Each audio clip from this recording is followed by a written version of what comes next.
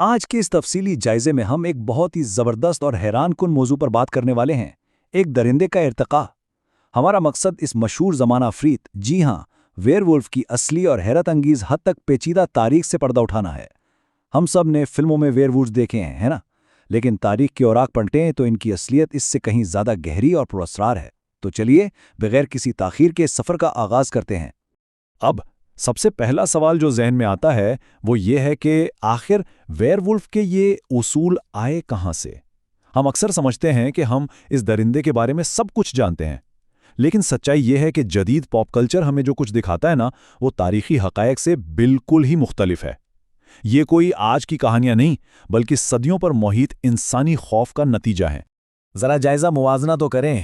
ایک طرف ہمارا ہالی ووڈ والا جدید فلمی تصور ہے، جہاں پورے چاند کی رات کو ایک انسان بے بس ہو کر بھیڑیے میں بدل جاتا ہے، لیکن دوسری طرف قرون وسطیٰ کے وہ عجیب و غریب عقائد تھے جن کے مطابق یہ تبدیلی انسان کی اپنی مرضی سے ہوتی تھی۔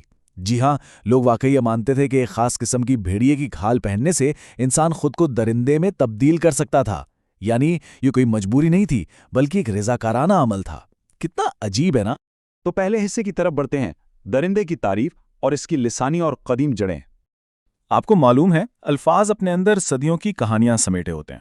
یہ انگریزی لفظ ویئر وولف دراصل قدیم انگریزی کے لفظ ویئر وولف سے نکلا ہے، جس کا بالکل سیدھا سا لفظی مطلب ہے آدمی اور بھیڑیا، اور یہ لفظی ترجمہ اس افرید کی شناخت کو سیدھا انسان اور درندے کے ملاپ سے جوڑ دیتا ہے، ایک ایسا وجود جس میں انسان جیسی سوچ بھی ہو اور درندے کی وحشت بھی۔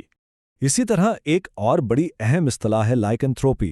یہ لفظ قدیم یونانی زبان کے لفظ لوکینتھروپوس سے لیا گیا ہے، جس کا مطلب بھی وہی ہے، بھیڑیا انسان۔ اب دلچسپ بات یہ ہے کہ یہ کلینکل اور تاریخی اصطلاح بالکل کلاسیکی دور سے چلی آ رہی ہے، جو اس بات کا ثبوت ہے کہ انسانوں کا جانوروں میں بدلنے والا یہ خیال دراصل کتنا قدیم ہے۔ اب آتے ہیں دوسرے حصے کی طرف، قدیم دور، پرانی جڑیں اور قدیم افسانوں کا ایک مختصر جائزہ۔ قدیم رومن ادب میں تو ہمیں اس کی ایک بڑی ہی دلچسپ اور عجیب سی جھلک ملتی ہے۔ 60 عیسوی کے آس پاس لکھی گئی یہ کتاب ہے سٹیریکون۔ اس میں موجود یہ واقعہ پڑھنے میں تھوڑا سا مزاحیہ ضرور لگتا ہے، لیکن ذرا دیکھیے کہ قدیم مصنفین اس تبدیلی کو کس نظر سے دیکھتے تھے۔ ان کے نزدیک یہ کوئی پراسرار جادو ٹونا نہیں تھا، بلکہ ایک بہت ہی عجیب سا اور جسمانی عمل تھا۔ اور اگر ہم یونانی دیومالا کی بات کریں تو وہاں بھی اس کی ایک بہت مشہور کہانی ہے۔ ہوا کچھ یوں کہ آرکیڈیا کے بادشاہ لائکیون نے یونانی دیوتا زیوس کو آزمانے کے لیے اسے انسانی گوشت پیش کر دیا۔ ظاہر ہے یہ ایک خوفناک حرکت تھی، ایک انسانی قربانی، اور اس فعل کی سزا کے طور پر زیوس نے بادشاہ کو ایک بھیڑیے میں بدل دیا۔ تو اس سے ہمیں یہ سمجھ آتا ہے کہ قدیم یونان میں اس تبدیلی کو اکثر ایک الہامی یا خدائی سزا کے طور پر دیکھا جاتا تھا۔ چلیں اب ذرا تاریخ کے تاریخ دور میں چلتے ہیں۔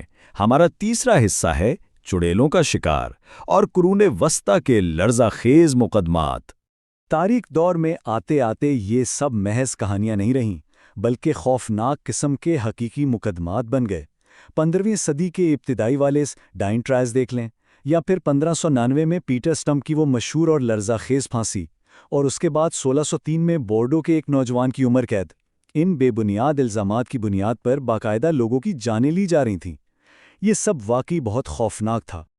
اور حیرانی کی بات یہ ہے کہ یہ کوئی چھوٹا موٹا مقامی واقعہ نہیں تھا، یہ دیوانگی پورے یورپ میں پھیل گئی تھی، فرانسیسی اور جرمن بولنے والے علاقوں سے لے کر بالکل بالٹک ریاستوں تک، خاص طور پر بویریا اور آسٹریا جیسی جگہوں پر تو یہ خوف اس قدر گہرا تھا کہ 1650 گزرنے کے بعد حتیٰ کہ 18ویں صدی تک بھی وہاں ویئر وولف کے مقدمات درج ہو رہے تھے۔ یقین کرنا مشکل ہے نا؟ آگے بڑھتے ہیں چوتھے حصے کی طرف، عالمی لوک داستانوں میں تنوع اور ان کے مختلف ثقافتی رنگ۔ اب یہ جاننا بے حد دلچسپ ہے کہ مقامی ثقافتوں اور ماحولیات نے ان افسانوں کو کیسے اپنے حساب سے ڈھالا۔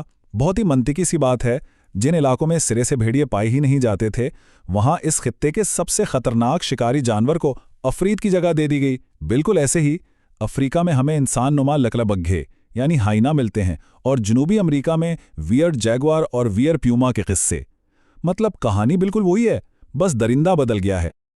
اچھا، ان درندوں میں تبدیل ہونے کے جو طریقے بتائے جاتے تھے نا، وہ بھی بڑے مخصوص تھے۔ روایت کے مطابق اگر کوئی جان بوجھ کر درندہ بننا چاہتا ہے تو اس کے کچھ باقاعدہ سٹیپس تھے۔ قدم نمبر 1، کپڑے اتارنا، پھر ایک خاص بھیڑیے کی کھال سے بنی جادوئی بیلٹ پہننا، اور کچھ روایات میں جسم پر ایک خاص قسم کا جادوئی مرہم ملنا، یعنی لوگوں کے ذہنوں میں اس جادوئی عمل کا پورا طریقہ کار بالکل طے شدہ تھا۔ اور ہر خطے نے اس خوف کو اپنا ہی ایک الگ رنگ دے دیا۔ جیسے ہیٹی میں دیکھ لیں، وہاں یہ خون پینے والے بھوت ہیں جو ماؤں کو دھوکہ دے کر ان کے بچے چرا لیتے ہیں۔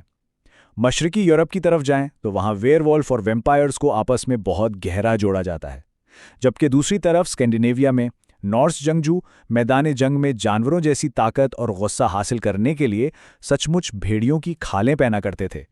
اب ہم آتے ہیں 5ویں حصے پر، طبی اور حقیقی دنیا کی وضاحتیں، یعنی ان افسانوں کے پیچھے چھپی اصل حقیقت۔ تاریخ کے اس پورے خوفناک پہلو کی کچھ بڑی حیران کن طبی وضاحتیں بھی موجود ہیں۔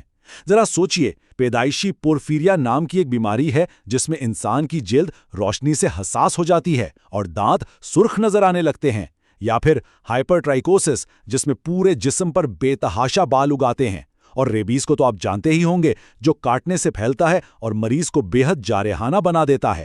تو بھائی، صدیوں پہلے جب میڈیکل سائنس نے اتنی ترقی نہیں کی تھی تو ان علامات کو بڑی آسانی سے کسی درندے کی لعنت سمجھ لیا گیا تھا۔ طبی وجوہات سے ہٹ کر اس کا ایک اور تاریک پہلو بھی ہے۔ بات یہ ہے کہ جدید نفسیات کے دور سے پہلے معاشرے کے لیے سیریل کلرز کے خوفناک جرائم کو ہضم کرنا تقریباً ناممکن تھا۔ پیٹر سٹم جیسے قاتلوں کی درندگی کی وضاحت کرنے کے لیے لوگوں کے پاس کسی عفریت یا ویئر وولف کو مورد الزام ٹھہرانے کے سوا کوئی چارہ ہی نہیں تھا۔ اصل میں یہ انسان کی اپنی درندگی کو چھپانے کا بس ایک طریقہ تھا۔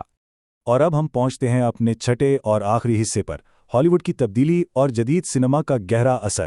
یہاں آ کر ہم ایک بہت بڑی بلکہ پوری کی پوری تبدیلی دیکھتے ہیں۔ لوگ داستانوں میں تو اس کا علاج محض تھکاوٹ یا کوئی جھاڑ پھونک تھا، اور تبدیلی انسان کی اپنے مرضی سے ہوتی تھی، لیکن جدید فکشن نے سب کچھ الٹ کر رکھ دیا۔ چاندی کی گولیوں سے مارے جانا اور پورے چاند کی رات کو بے بسی سے بھیڑیا بن جانا۔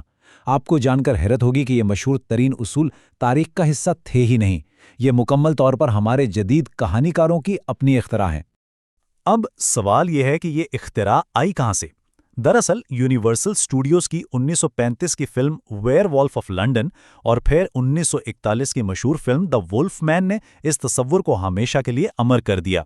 انہوں نے ان بکھرے ہوئے تاریخی افسانوں کو اکٹھا کیا اور انہیں ایک ایسے پاپ کلچر ٹروپ میں بدل دیا جسے آج پوری دنیا پہچانتی ہے، ایک ایسا المناک درندہ جو کسی اور سے نہیں بلکہ اپنے ہی وجود سے جنگ لڑ رہا ہے۔ ہم اس معلوماتی سفر کے اختتام پر آگے ہیں جو اپنے پیچھے ایک بہت ہی گہرا سوال چھوڑ جاتا ہے۔ دیکھیں، عفریت اور درندے ہمیشہ اپنے وقت کے خوف اور پریشانیوں کی عکاسی کرتے ہیں۔ آج ہمارے معاشرتی خوف بدل رہے ہیں، ٹیکنالوجی اور تنہائی کے نئے نئے خدشات جنم لے رہے ہیں۔ تو سوچنے کی بات یہ ہے کہ آنے والے کل میں یہ ویئر وولف کس نئی شکل میں ہمارے سامنے آئے گا۔ تاریخ اور افسانوں کا یہ سفر ہمیں یہی بتاتا ہے کہ ہمارے اندر کا خوف کبھی ختم نہیں ہوتا، بس اپنا روپ بدل لیتا ہے۔